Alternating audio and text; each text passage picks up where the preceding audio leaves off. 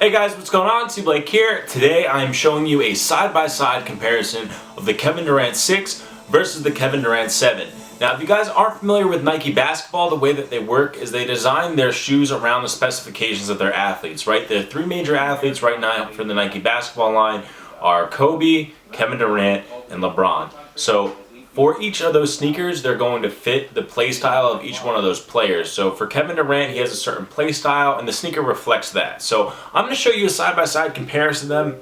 While I'm not a huge performance review guy, I do have a working knowledge of the different tech components that they put in every single Nike basketball sneaker. So I can speak on what the intent of each change to the model is. But I can't actually tell you how they're going to perform in a game situation. This is just kind of an overview. I don't want to get out of my place on YouTube. I'm more of a lifestyle guy, but I figured I'd share that knowledge with you as I do know a little bit. So let's get started. So getting in a little bit closer about some of the complaints. When I had the Kevin Durant 6, I love this model, right? So it's a fused upper, pretty much one-piece construction. But look at these laces, right? They're just kind of rounded laces. They don't have a lot of friction, and I found even when I was playing at a recreational level that my foot would kind of get loose and looser as the game progressed, right? What they did on the Kevin Durant 6 is they added these laces, which some people are calling Kevlar. I'm not quite sure if that's actually the material, but they have these red little dots here, right? And that gives it more friction. So once you lace them up, I'll relate it to a hockey skate, right? When you have wax laces, they don't slip as much.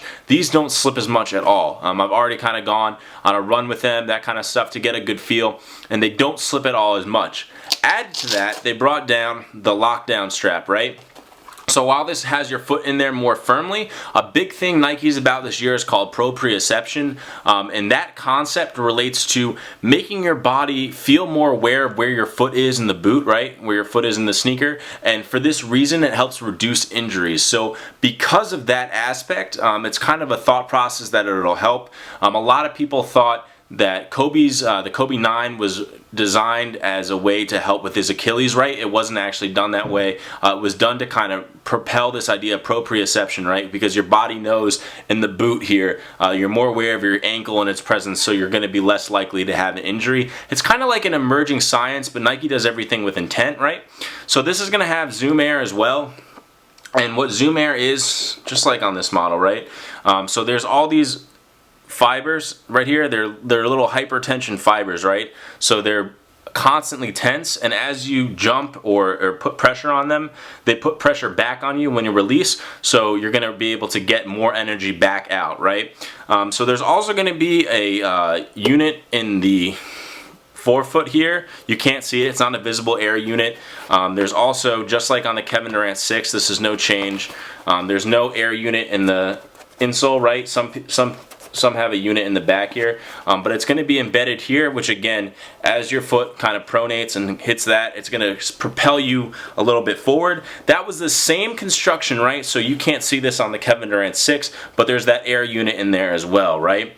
The last thing I want to go over, and another big difference, is on the outsole, and as this relates to traction. If you guys are curious about this more, definitely visit Nightwing2303 or Kicks Genius. These are guys that are going to actually put it to use, but I can tell you right now, looking at the traction, right? So they've again done a little bit something creative here. It's not as typical. They're trying to do some storytelling with the way it's been pronounced, but you'll notice that unlike this model, they've added some structural support here on the middle of your foot, and then you'll notice the way that the treads here are for movement that's lateral back and forth. Again, each sneaker is going to play to each prospective athlete's games. Is going to make it so that you can have lateral movement side to side. I don't know, see here, this is kind of like a pivot area for your pivot foot. They don't have this on this model, which is something that I'm curious to learn more about, guys that do performance reviews, as to why that is. But I just want to show you the noticeable differences between the two sneaker outsoles. Another big change is you'll notice they use, while this isn't necessarily an engineered mesh, but they use meshing on the upper, right? That's going to cut down on the weight, and it's also kind of add some support, whereas this was just a whole fuse upper, right? There's nothing, you know, you can see there's structural wire underneath here, but it's still that one piece.